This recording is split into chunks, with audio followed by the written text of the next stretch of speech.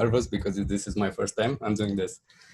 So hi there, this is Robert from Contraption, and I work as a media interactive system designer at Les Ateliers Nomads here in Bucharest. This is the first talk, and we are actually going to have with us one of the newest members of Touch Designer community, known for his great tutorials, great renders, tricky methods of doing simple stuff with less stops than we usually do, and also for his warmest tone of voice in our tutorials. So this is Bileam Tschepe, also known as Electronaut from Berlin. So let's put him online with us. Hi. Yeah, hey. Nice having you. Thanks so much for having me. Yeah, how are you, Bileam?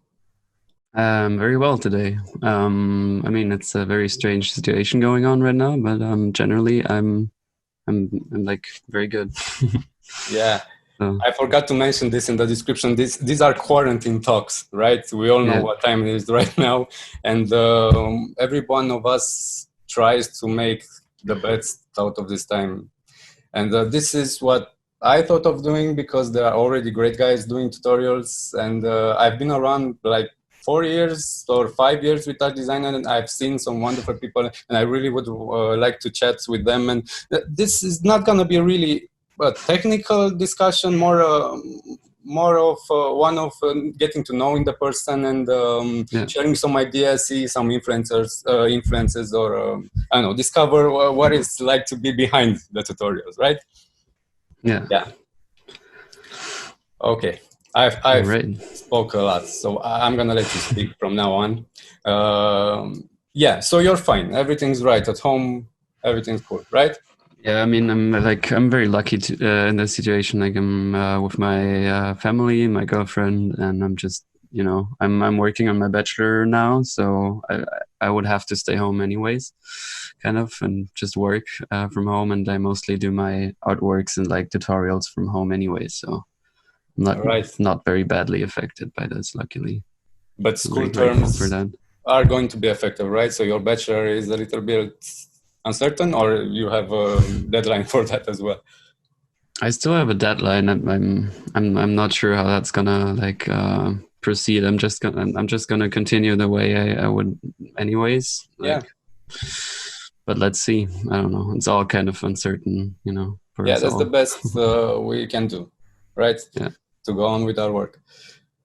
Okay, I'm gonna ask a generic question. So why Touch Designer?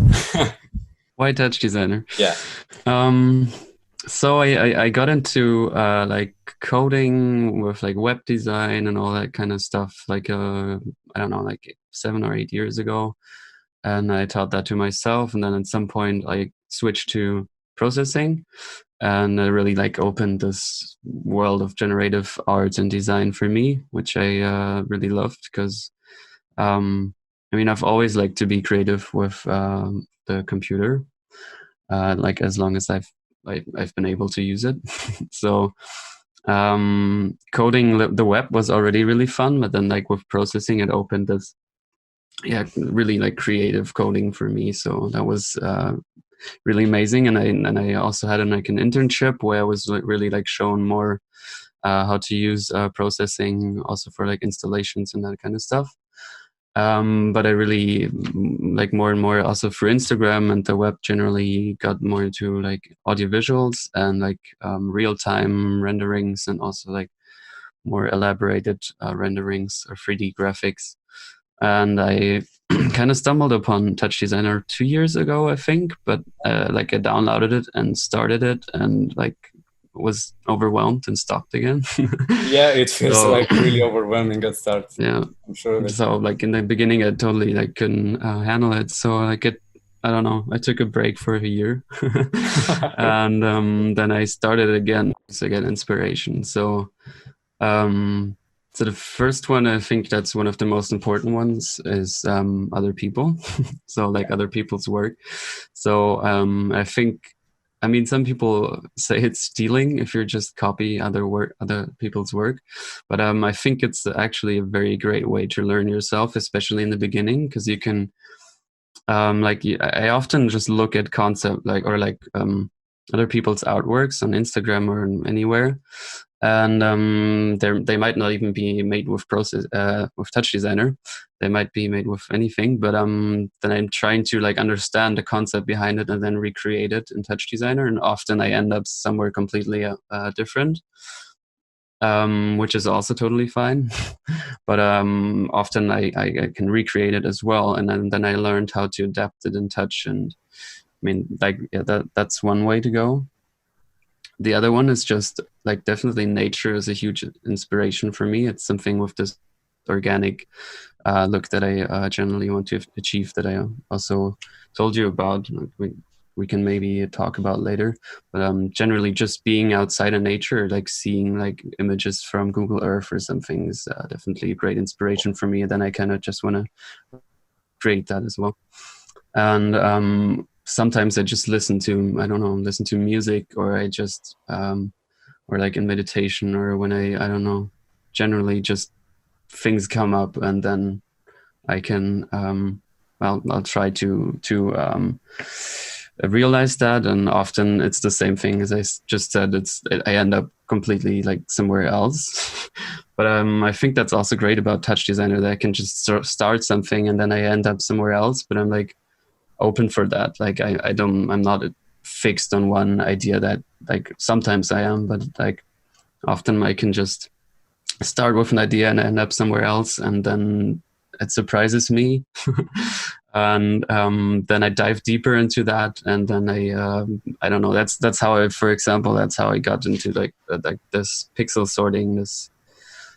I'm not sure if you saw that, but I've seen yeah, it. Yeah. So I mean, it's not real pixel sorting, but it's kind of the same look and feel, and that's just I got there just by trying. I like really trying out again and again, like how to use feedback for different styles. So it's really a lot of trial and error.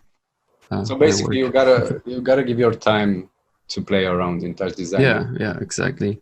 I've been doing this March challenge. It's today the last day, so where I do something every day in March, and that's really that really helped. So I have like 1 or 2 hours a day, really just spending time with Touch Designer and trying to realize my ideas. That really helped to find out new stuff and learn. Okay, so I'm gonna be screen sharing Bileam's page for everyone at home. So this is his Patreon account, where you can all make small donations and profit from this wonderful content. And this is the YouTube channel, right? With all the tutorials, with wonderful techniques and thumbnails. And everything is worth seeing here. Please check that out. And at your suggestion earlier from the email talks we had, you told me that you are interested in this reaction diffusion technique, which I've seen a lot of experiments on Instagram, in Touch Designer. People are playing with this because it's very generous. So what are your experiences? Want to talk about that? Yeah, sure. I mean, it kind of goes into the kind of fits in the whole idea that I have. It fits into things that we can talk about. Like, one is this generally that I want to create this organic look, and I think reaction diffusion is wonderful for that, because it's using feedback, at least in Touch Designer. I'm not sure how it works in other software, but with that you can kind of create these cell-looking structures, or like kind of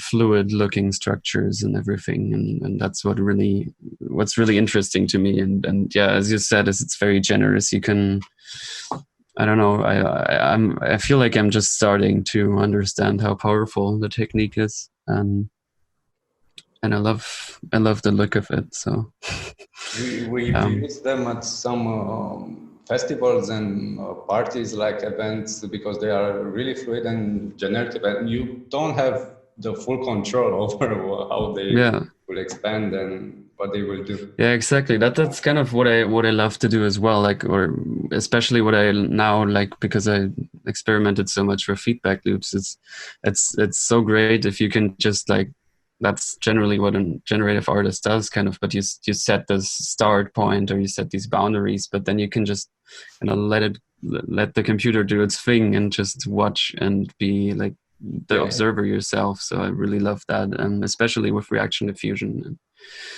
Sometimes you are amazed. So you give them life, right? You give them some limits, and you watch them with all the people that are watching them and are surprised.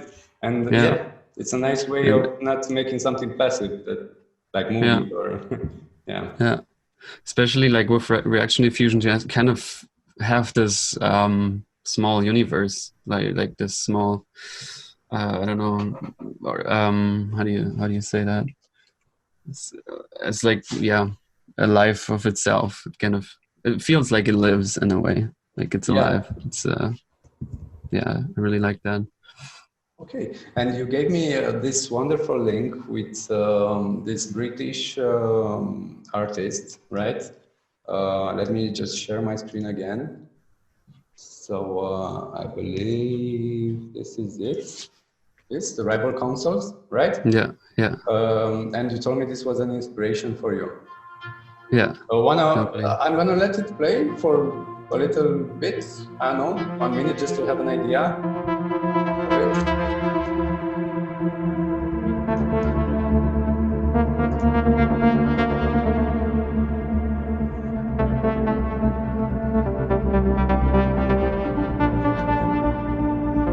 Okay, but we can talk, right? Yeah. I mean, the music is beautiful, but we can talk about it if you want to. Yeah, sure. Like, actually, this was sent to me by someone on Instagram who wanted to know how to, like, if I had any idea how to create something like that, how recreate something like that. And I really fell in love with this, like, video, like, especially because for me, I think it fits so well to the music. And since I'm, audiovisual artist, that's really important for me. So I don't know. I really love the way it kind of creates this, again, like this kind of universe for itself, and it really, I don't know. It makes me feel like something.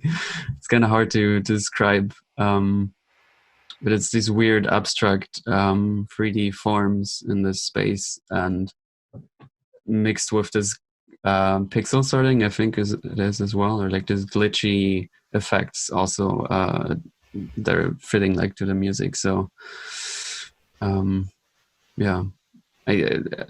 for me it's really like mostly what's important to me when I look at like artworks like that, or also my own artworks. It's not really that there has to be some kind of brand concept behind it. Maybe there is behind this video, I don't know, but generally for me it needs to be like aesthetically pleasing and like somehow evoke some kind of, at some point. Partly, yes. It's like a mixture of Google Earth images and noise, so like generative noise. Yeah. So so how did you get to this idea? I mean, did you want to do something like this, or the tutorials guided through this video? This was actually part of my, like, I'm at the end of my interaction design study. So this was part of my like this was in university, like one course named music video, surprisingly. And I actually wanted to mix these kind of videos you can see here with like real camera footage. I'm not very good at filming, so I kind of screwed that up. And in the end, we kind of decided, like me and the musician that I collaborated with for this project, we decided that we're just gonna make it like completely digital. So this was actually like the first music video that really had like a kind of, that was taught to me how to actually make music videos, how to structure it, and kind of how to analyze the song to to make the visuals fit to that. So this was actually I think, I spent a lot of time on this, and also it looked very different in the beginning, but the idea kind of came from the musician, because he named this Mikrokosmos, and so I kind of had to come up with an idea that fit to that title. It's like tilt shift, looking at the world from above, right? Wait, what do you mean? The tilt shift technique. Have you heard of this? Yeah. I mean, I also made a tutorial on that. Yeah, when you use the macro lens and make see a, I don't know, a city, like tiny Lego figures. Yeah. It's a very beautiful piece. I was really tripped when I've seen it. Okay. So you spoke about you and the musician, right? Because I've seen this on your website, this project, für Augen und für. Am I pronouncing it right? Für Augen und Ohr. Yeah. Okay. Close. Is this still screen shared? I don't know. Let me check. A lot of programs open here. Yeah. This is my first time. Yeah, screen share again. This is Electronode's page. Personal project, right? This is like exactly. This project with the same musician, Tobias Blessing, that I also made the music video for. You just showed me. And this actually started over a year ago, and like I was asked by a guy from my university if I could like perform at an event he's gonna do, and he asked like, I don't know, like 3 weeks before, and we had nothing, and I just asked him, like the drummer, if we wanted to do something, and then we just came up with an idea very quickly, and I actually made that all in Resolume back then, because I hadn't started with Touch. Okay. So we had like that that gig and another one later on, and I think we had 3 actually. They were all like really nice and a lot of fun, but we definitely want to keep going with that now, but we want to like completely switch to Touch Designer and also kind of change some things about how he's playing and everything. But this is like a project that's definitely a lot of fun, and that I really want to get into again now, because he was also like traveling a lot, so I had like a break. And but now it's kind of like how we're gonna continue with all this quarantine thing. But we're definitely gonna have gigs at some point again. So yeah. Okay, this is a very good thing to have a project like this, and if you can all see it, you have some interesting videos here. With great music, great drumming technique. This is something that you do. Is this your studio here? That was like his practice room thing somewhere in Berlin, but like I'm not there. Like it's his. I was just there to record this video. But I'm like I just used, because I also had like very little time.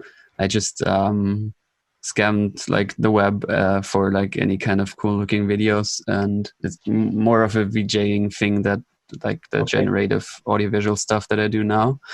I think if you know Resolume, you can maybe kind of see that this is done in Resolume. Okay. And it was a lot of fun, because I had like his kick and snare and also his MIDI pads as inputs, and I could like make it react to that and be triggered by that. Okay, but this is great synesthesia here. I mean, Yeah. it's I guess it's a wonderful atmosphere. Have you done concerts or big rooms with this project? Yeah, like free Great, gigs, free concerts, kind of. great. But yeah, How does that feel with the public and it's great. because I mean, my you're going from the back of your computer to I mean to a stage with people? yeah, I mean, it's very exciting. Right. And unfortunately, I haven't really gotten to it that much, but it's something that I really want to do more in the future, and it's also what I do my bachelor project about. So I really want to be more on stage and not just at home in Okay. front of my PC. And this one, the Pure Noir, the Black Rain, or right? Yeah. Yeah. Is this done in Touch Designer or as No, well? it's all done in Resolume Yeah. Okay. for this project. Yeah. But this has another different feel. This is way more organic and slow and right. Than the Yeah, but one before. it's also just in Resolume. It's kind of the same technique, just using different videos, Okay. but still being triggered by his pads, as you can see. Feels like what you've described earlier with Yeah, the search for organic feel and generative yeah. motion. But it's not truly generative, so I want to do that now. No, but sometimes there are school of thoughts I've heard about this. Everything must be generative, or everything must be built before.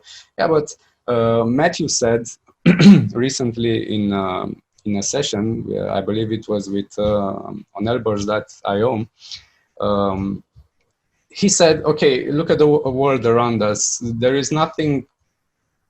Not everything is generative, right? The buildings, the structures that we build are rendered, right? And it still feels organic. It still feels generative. You don't have to make everything. Yeah, was that the goat joke? Like this joke post? Yeah, I saw that. Yeah. That's what I always do with GLSL. I mean, I'm starting to learn GLSL, and then I'm going back to learn math, 10th grade math, and then I go learn trigonometry, and I wanted to do texture or something like that, and now I'm learning math. Yeah. And it's a very steep learning curve. It's very rewarding after a time if you put effort in it. And we've seen you really are putting the effort in it, and you have a great method. And thank you. Yeah, I hope you continue to do great stuff for us. And I hope that too. Yeah, and I hope you get all the help you need, and be successful in this field because you are very good. Thanks a lot, man. Yeah. So thanks a lot for having this interview with me. Yeah, I'm very excited about what other kind of interviews you're gonna have. I don't know if people see this and want to join, want to talk about their projects or about themselves and their inspirations. I would be glad in this time of quarantine to do because hard times for everybody. And so final words of encouragement for everyone that's staying at home right now fighting this. I don't know, keep learning. I think it's actually I kind of see it as a chance, not only for creative people, but I think it's a great time to, especially for us touch designers, to really learn. And I generally see it kind of more as a chance for us to kind of change our ways, change our behaviors. I think it's I kind of see it as a wake-up call for us humans. Yes, that's totally right. Let's see what we make of it. But I mean, at least we have the internet for now, and we can share and talk there. So yeah. Thank you for your time, and I hope we'll talk soon again. Yeah, thank you very much. Have a great day. You too. Bye. See you. Bye.